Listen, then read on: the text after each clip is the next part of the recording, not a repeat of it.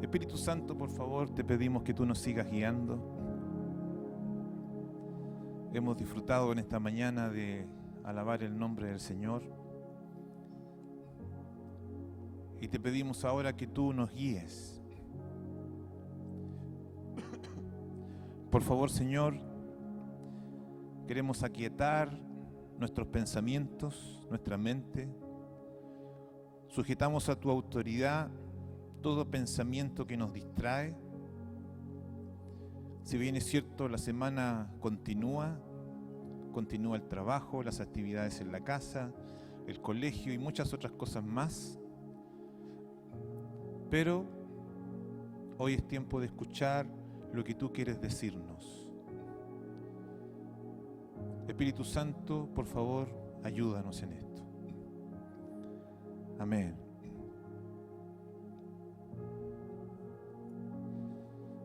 Voy a poner la hora porque el domingo pasado me retaron porque me pasé de la hora. Me mostraban un papelito de ahí atrás. ¿Ustedes creen que yo lo vi? Nada, ya estoy viejito ya. Así que si me paso en la hora, por favor, grítenme, tírenme una piedra, alguna cosa así, pero... Amén.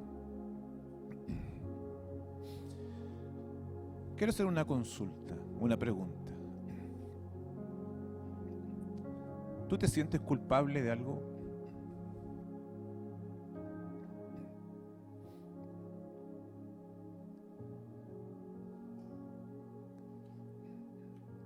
¿Hay algo que cuando tú estás solo en tu pieza, en tu casa, cuando ya dejaste de trabajar, los más jóvenes cuando dejaron de estudiar,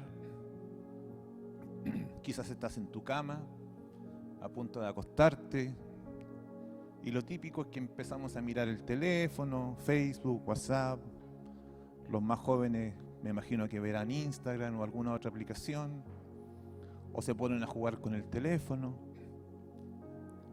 Pero después de que dejaste el teléfono, antes de quedarte dormido, si es que piensas en algo que tiene que ver con tu pasado, con algo que tú hiciste que no está bien, o algo que te hicieron, que te dañó, algo que a lo mejor te da vergüenza, o algo que cuando estás solo, cuando nadie te ve, lloras y piensas, ¿por qué me sucedió eso? ¿O por qué hice eso? Eso se llama culpa.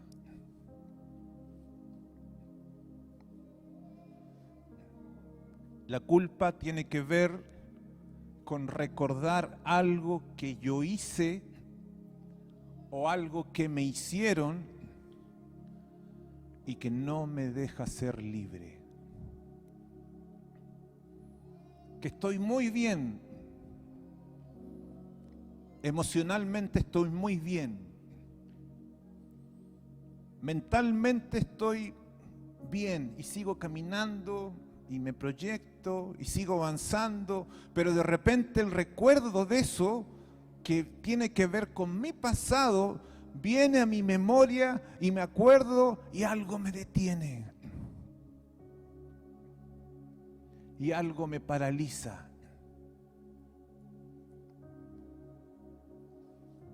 Y algo me hace pensar en aquel que me dañó, algo me hace recordar a cuál yo dañé. Eso se llama culpa. Y la culpa, por supuesto, no viene de Dios, pero sí del diablo, sí de nuestro enemigo. Y vamos a hablar un poquito de eso hoy día.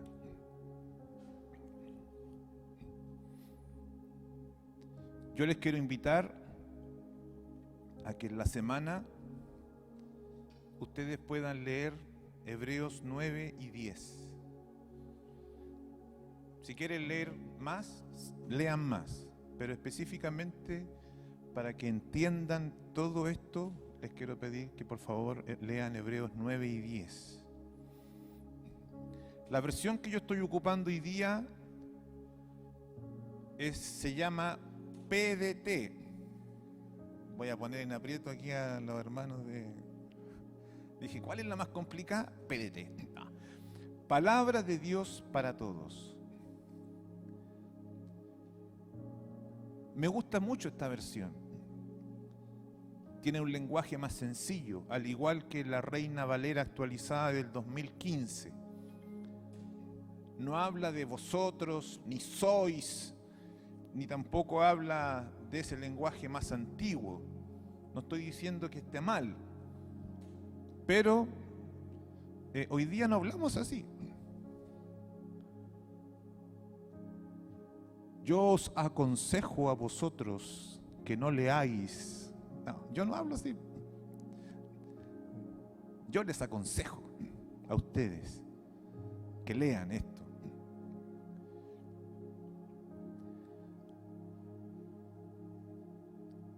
Obviamente no vamos a leer el capítulo 9 y 10, no lo vamos a hacer, vamos a leer solamente algunos fragmentos. Y el capítulo 9 de Hebreos empieza a hablar del primer pacto. Dice que era una carpa donde se adoraba a Dios y estaba separado por 2 cuartos. El primer cuarto de la carpa se le llamaba el lugar santo, donde estaban el candelero, la mesa y el pan que se dedicaba a Dios. Detrás de la segunda cortina o velo había otro cuarto llamado el lugar santísimo. Allí estaba el altar de oro para quemar incienso y el cofre sagrado recubierto de oro, donde se guardaba el pacto antiguo, las tablas de Moisés y varias otras cosas más. Y una vez colocadas estas cosas en su lugar, los sacerdotes entraban en el primer cuarto, es decir, el lugar santo, de la carpa para rendir culto a Dios. A todo esto hago un pequeño paréntesis. Yo tengo escrito la palabra de hoy. Si alguien la quiere, al final de la reunión me la pide y yo se la puedo enviar. No tengo ningún problema. Pero al segundo cuarto, es decir, al lugar santísimo, solo podía entrar el sumo sacerdote, es decir, una sola persona. En el lugar santo entraban más personas que adoraban a Dios. Pero en el lugar santísimo solamente entraba una persona. Para entrar allí debía llevar sangre, obviamente de un animal, para ofrecerla por sus propios pecados y por los que el pueblo había cometido. Obviamente no vamos a enfatizar este tema porque es muy largo y no es la idea profundizar en esto. Pero eso, 2 cuartos, uno el lugar santo, donde habían varias cosas más comunes, y el otro más al interior era el lugar santísimo, donde única vez entraba el sumo sacerdote y sacrificaba para Dios sangre de un animal y por los perdón de sus propios pecados y los pecados del pueblo. Hay toda ahí algo que Dios estipuló, que no tiene sentido hablarlo hoy día para no darle énfasis a otra cosa que es mucho más importante. Viene Jesús, muere en la cruz, derrama su sangre, que también fue obviamente sacrificio que Jesús hizo delante del Padre, Jesús siendo el Cordero de Dios, el sacrificio de Jesús, el gran sumo sacerdote, el cual ya no está en una carpa como los antiguos sacerdotes. Cristo entró una sola vez y para siempre. Una sola vez y para siempre al lugar santísimo. Y no ofreció sangre de chivos ni de becerros, sino que ofreció su propia sangre. Y de esa forma nos liberó para siempre del pecado.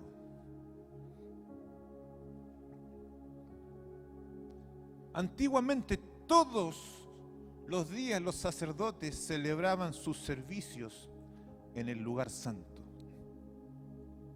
Una y otra vez ofrecían los mismos sacrificios, pero nunca podían quitar perfectamente el pecado del pueblo, porque tenían que volver a hacerlo. Pero Cristo ofreció un solo sacrificio, uno solo, en la cruz, por los pecados. Y este es más que suficiente para todos los tiempos. Desde que Jesús murió en la cruz hasta el día de hoy y hasta que ya no exista tierra, no va a ser necesario otro sacrificio. ¿Por qué? Porque el sacrificio de Jesús fue perfecto.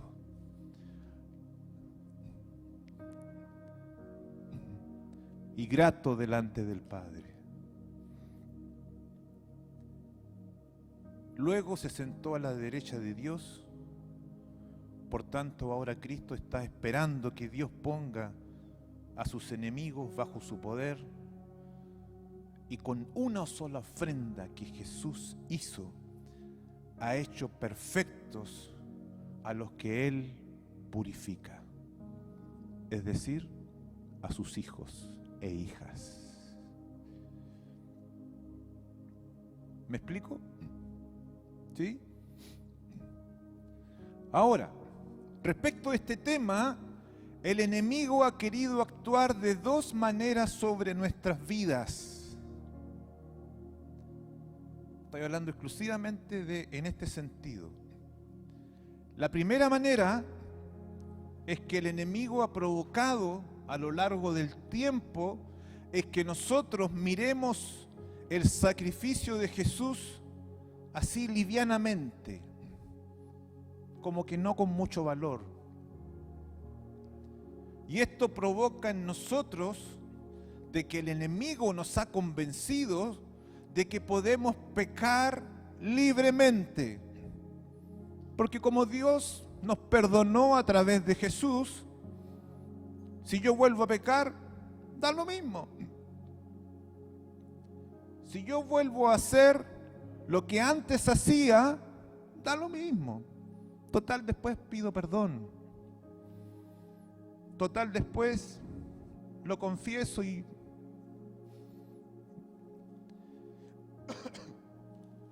porque como fuimos limpiados y perdonados, ahora podemos pecar incluso sin necesidad de confesar ni de arrepentirnos.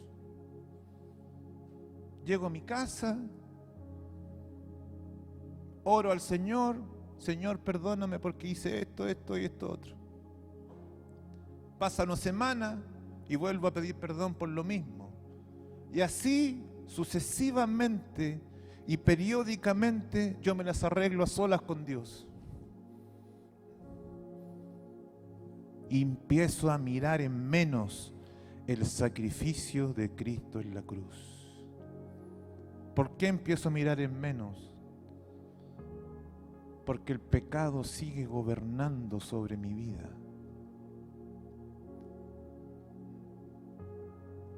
Y la segunda manera en que el enemigo actúa en nosotros es no valorar el sacrificio de Cristo en la cruz, ya que aun cuando Dios nos ha perdonado a través de Jesús, el enemigo ha provocado que nos sintamos culpables de todos nuestros pecados del pasado y de experiencias que nos marcaron obviamente para mal y que no nos dejan ser libres. En mi mente yo sé que Dios me perdonó.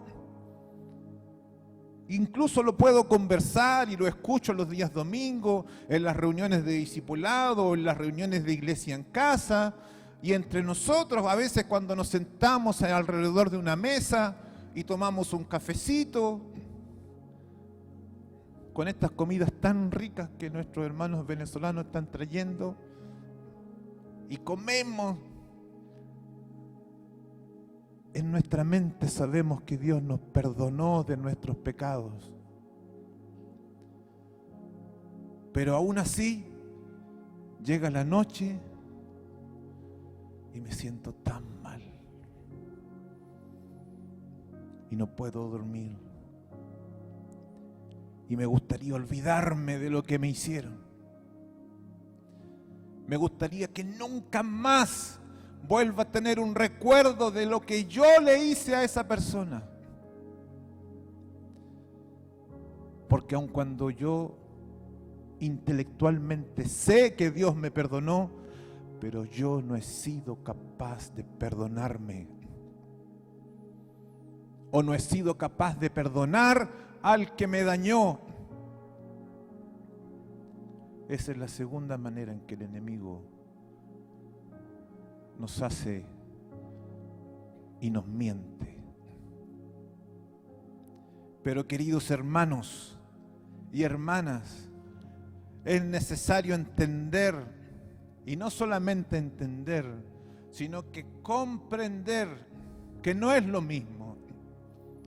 Pero también es necesario creer, pero además también vivir en base a lo que la palabra dice y no en base a las mentiras del diablo. Y por eso hemos repetido una y otra vez, y siempre lo vamos a seguir diciendo: lean las Escrituras. Porque en las Escrituras está la verdad de Dios, y la verdad de Dios nos hace libres. La verdad que está expresada en las Escrituras nos hace libres. No es simplemente por aprendernos de memoria un versículo. Es bueno aprendernos algunos versículos de memoria, pero nosotros leemos las Escrituras porque la palabra nos hace libres. Hebreos 10, del 15 al 18.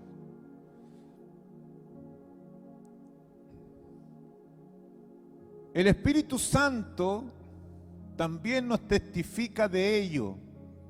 Primero dice: este es el pacto que haré con mi pueblo en el futuro, dice el Señor. Pondré mis leyes en su corazón y las escribiré en su mente. Luego dice, ¿qué dice ahí? ¿Qué dice ahí? Nunca más recordaré sus pecados ni sus maldades. Entonces, cuando tú vas donde el Señor y le dices: Señor, perdóname por lo que hice a los 20 años. Y si tú ya le pediste perdón, y si el Señor te perdonó, voy a hacer una figura aquí que obviamente no sé si ocurre en los cielos. Y Dios le pregunta a Jesús: ¿Y qué hizo el Elmer a los 20 años? Y todos empiezan a preguntarse en los cielos, ¿qué hizo el Elmer a los 20 años? A ver, vamos a ver el libro de lo que hizo el Elmer a los 20 años. No hay nada. Hay algo borrado acá nomás.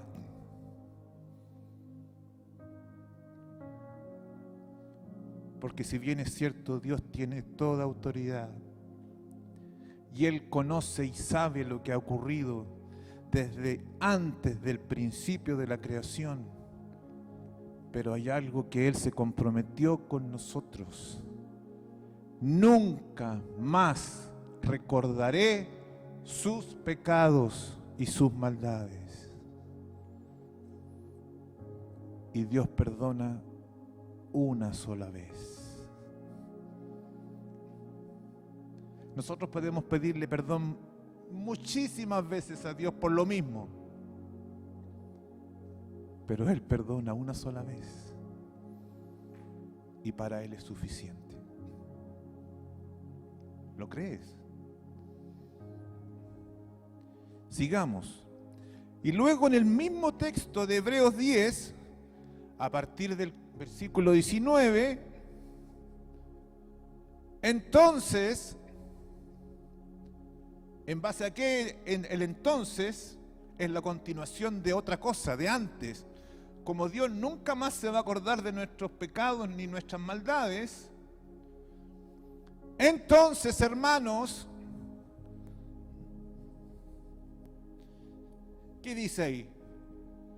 Podemos entrar con toda qué. ¿Con toda qué? ¿Y por qué me gritan? Con toda libertad. Con toda libertad. Nadie te puede prohibir. ¿A dónde? Al lugar santísimo. O sea, ¿tenemos que ir a Israel a meternos en la carpa? No, no habla de ese lugar santísimo. Habla del lugar santísimo donde está Dios, que es tu Padre. ¿Dónde está Jesús? ¿Gracias a qué? A la sangre que Jesús derramó. ¿Y por qué Él la derramó? Por ti, por todos los que estamos aquí, por los que ya no están, por los que aún no nacen, por los que vendrán más adelante, por toda la humanidad. Pero ¿qué más dice? Jesús abrió un camino nuevo para nosotros a través de la cortina o el velo que habla. ¿Se acuerdan cuando Jesús murió en la cruz y se rompió el velo y se partió en dos? Él mismo, es decir, Jesús, es ese camino nuevo y vivo. O sea, no solamente Jesús abrió un nuevo camino, sino que Él mismo es el nuevo camino. Es decir, lo abrió ofreciendo su propio cuerpo como sacrificio. ¿Y qué más dice? El gran sacerdote. ¿Qué tenemos? O sea, no es simplemente el gran sacerdote,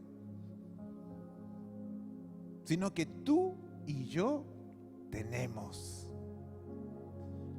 ¿Y qué hace el sacerdote? Intercede por los seres humanos delante del Padre.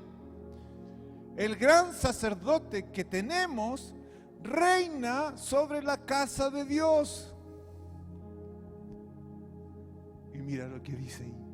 Aparte de todo lo que ella dice, dice que nos ha limpiado y liberado ¿de qué?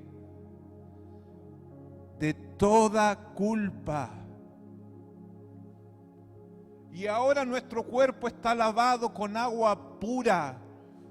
Entonces, acerquémonos a Dios con un corazón sincero, seguros de la fe que tenemos. ¿Y cómo termina? Mantengámonos firmes en nuestra esperanza, porque Dios cumplirá lo que prometió.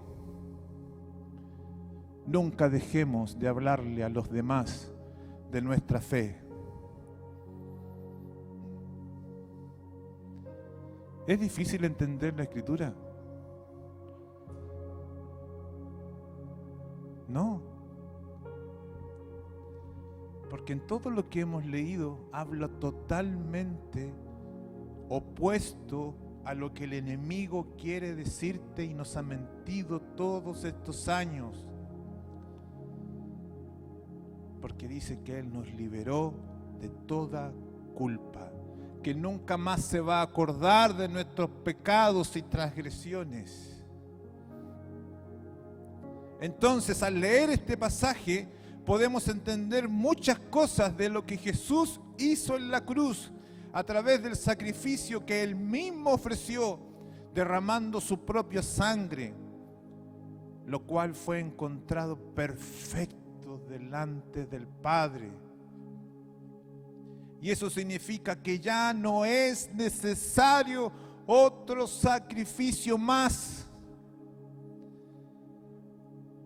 Como dice la Escritura, es una vez y para siempre. Y esto nos ayuda a entender algo con lo cual el enemigo nos ha querido tener esclavizados a nuestro pasado. Porque el enemigo, si te miente, si te engaña, es para esclavizarte a tu pasado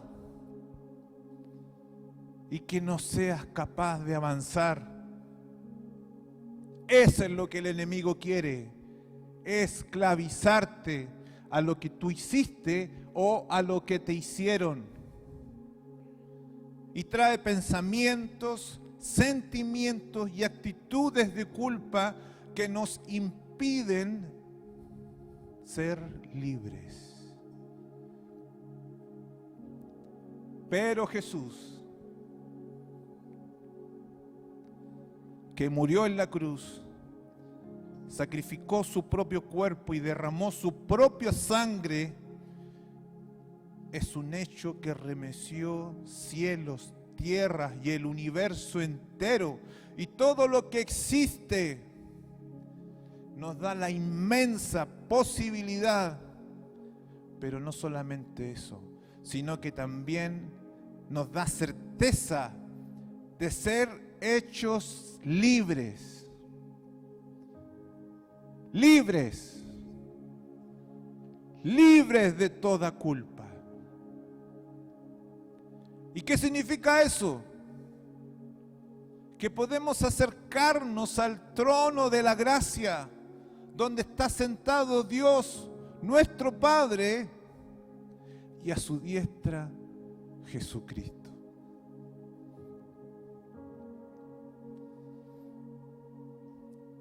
Pero además podemos entrar con toda libertad.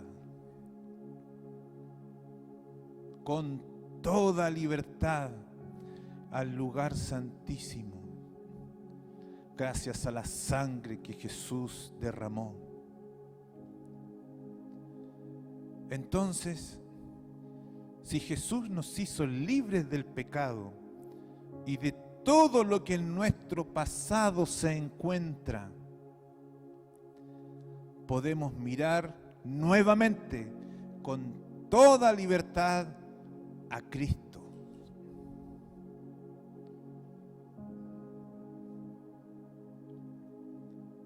¿Quiénes son padres aquí o madres? Levanta tu mano. ¿Te has fijado que cuando nuestros hijos nos mienten, por lo menos los míos eran así, no te miraban a los ojos? ¿A quién le pasó eso? O los míos nomás eran así.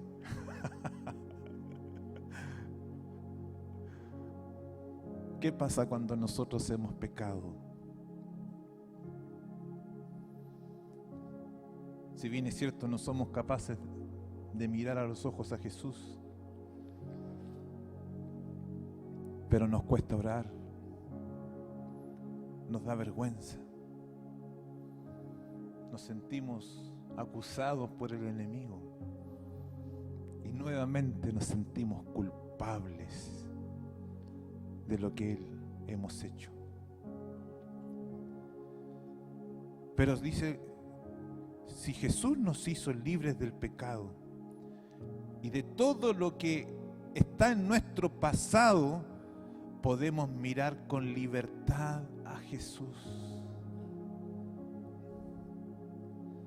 Podemos levantar nuestra mirada con nuestra cabeza en alto.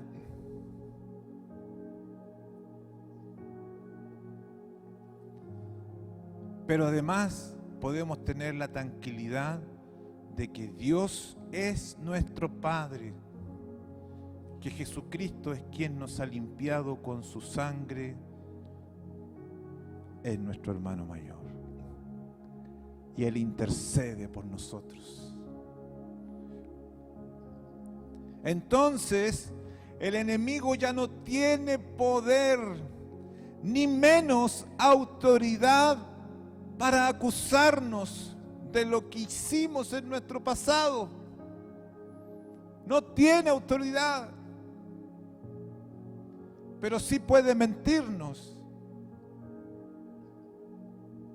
sí puede engañarnos, si es que tú lo dejas.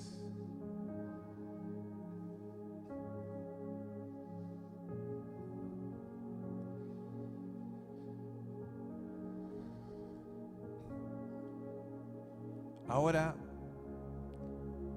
con esto yo no quiero decir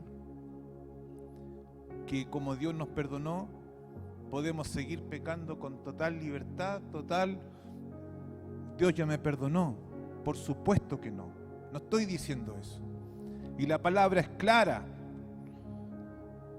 Romanos 6, del 1 al 14, léanlo. No lo vamos a leer todo, pero sí el versículo 1 y el 2.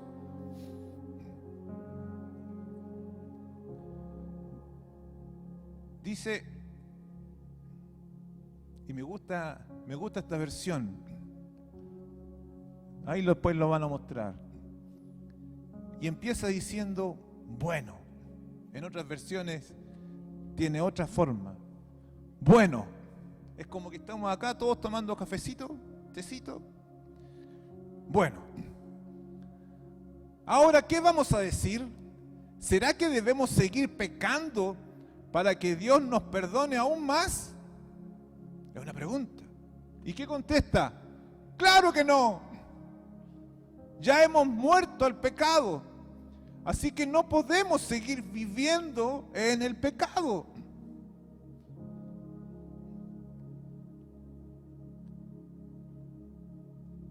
Y sigue diciendo, ¿no saben ustedes que todos los que fueron bautizados en Jesucristo nos unimos a Él en su muerte?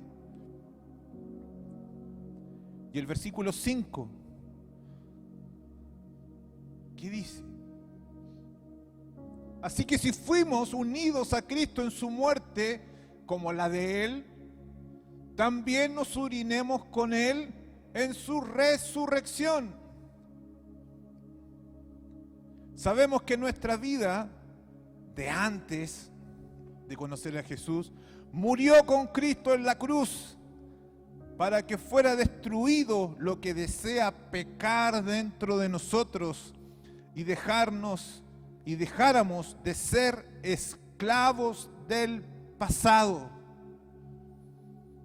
del pecado.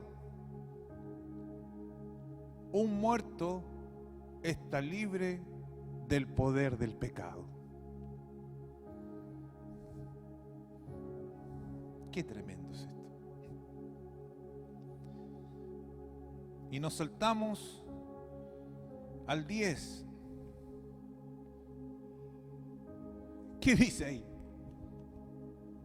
Cristo murió para derrotar ¿a quién? al pecado. De una vez para siempre, y ahora vive su nueva vida para dar honra a Dios. Asimismo, dice el versículo 11, ustedes, obviamente también yo, considérense muertos en cuanto al pecado y vivos para servir a Jesucristo. Así que no dejen que el pecado controle su cuerpo mortal, ni obedezcan a sus deseos perversos. Y el 14.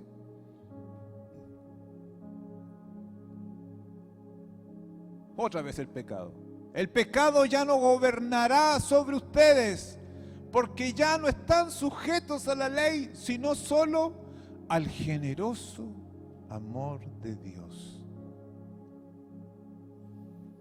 Cristo derrotó al pecado en la cruz. El pecado ya no gobierna sobre nosotros. Entonces, si confesamos nuestros pecados y nos apartamos de todo aquello que nos separa de Dios, ¿de qué nos puede acusar el enemigo y hacer que nos sintamos culpables? ¿De qué nos puede acusar? ¿De qué? De nada. De nada nos puede acusar el enemigo. Absolutamente de nada.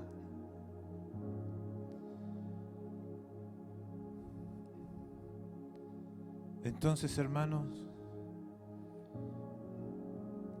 repite conmigo. En Jesús soy libre del pecado. Soy libre de toda culpa que el diablo quiere convencerme.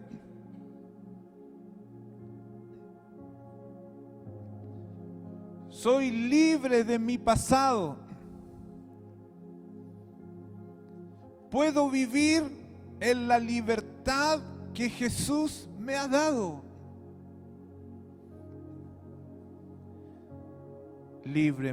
Libremente puedo entrar en la presencia de Dios y decirle, papá.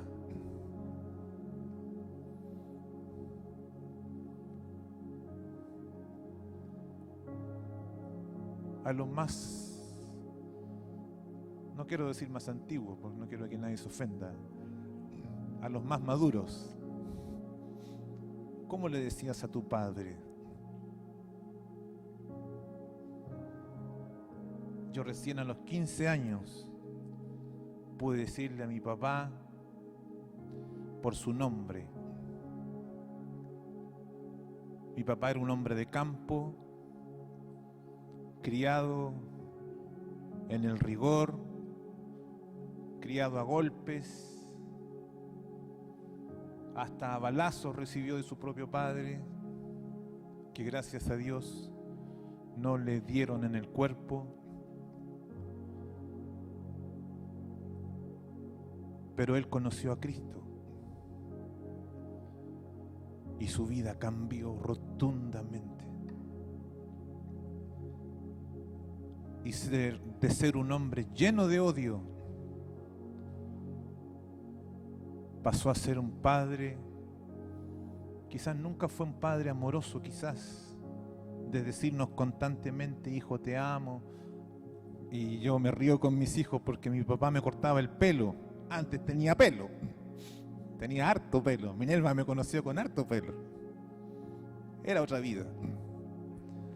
Mi papá, cuando me cortaba el pelo, ponía sus manos y así, rebotaba mi cabeza por todos lados. Porque aun cuando era bajito, tenía una fuerza ese hombre. Era como un toro. Tenía una fuerza tremenda. No era muy delicado, era más bien brusco. Pero era un hombre amoroso.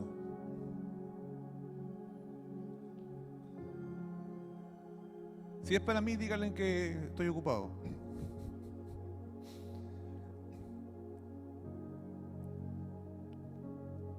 Pero mucho tiempo después empecé a decirle papito. Y él me decía el mito. Mi nombre es Elmer. Y él me decía el mito. Y hasta los últimos días de su vida, él me trataba igual.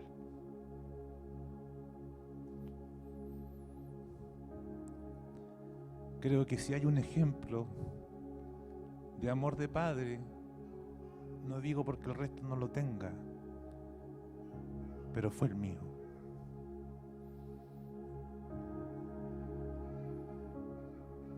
Y creo que en cierta manera para mí es fácil relacionarme con Dios por el ejemplo que tengo con mi papá. Pero si tú no tuviste ese ejemplo, Dios quiere sanar tu corazón. La experiencia que tú viviste con tu padre o con tu madre no puede limitar la experiencia que Dios quiere tener contigo.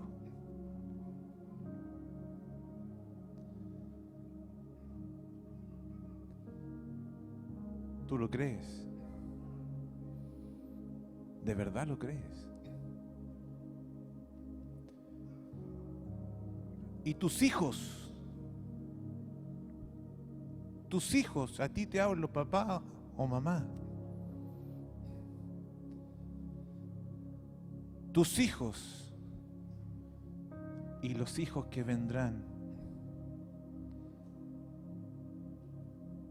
a través tuyo, tus hijos tienen que aquí en la tierra aprender a relacionarse con el Padre Celestial. Y ellos tienen que anhelar a través de tu ejemplo, anhelar el tiempo en que Jesús venga por su iglesia y vivir esa eternidad con el Padre. No sé si me explico. Vamos a orar.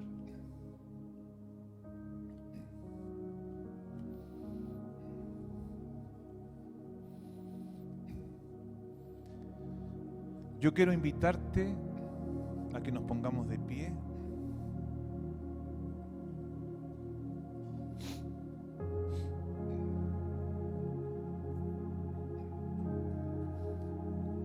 Y quiero invitarte a hacer un acto de fe. Y como todo acto de fe, es voluntario.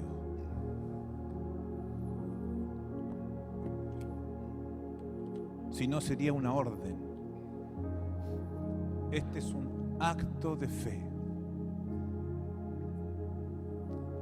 Si tú sientes que aún el enemigo te acusa y te hace sentir culpable, o te da vergüenza algunas cosas que tú hiciste en tu pasado, o que te hicieron en tu pasado, pon tus manos así para entregar todo ese peso que el enemigo ha querido una y otra vez para que tú no seas libre, y entrégale todo eso a los pies de Cristo. Y dile con tus propias palabras, si sabes orar muy bien, si no sabes orar, con tus propias palabras: Señor, yo entrego o te entrego este peso que no me he dejado ser libre.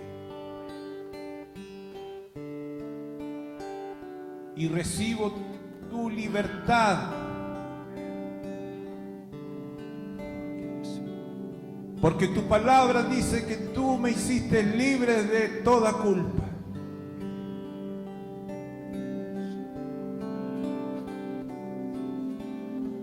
Oh Señor Jesús, venga tu obra sobre cada uno de nuestros hermanos,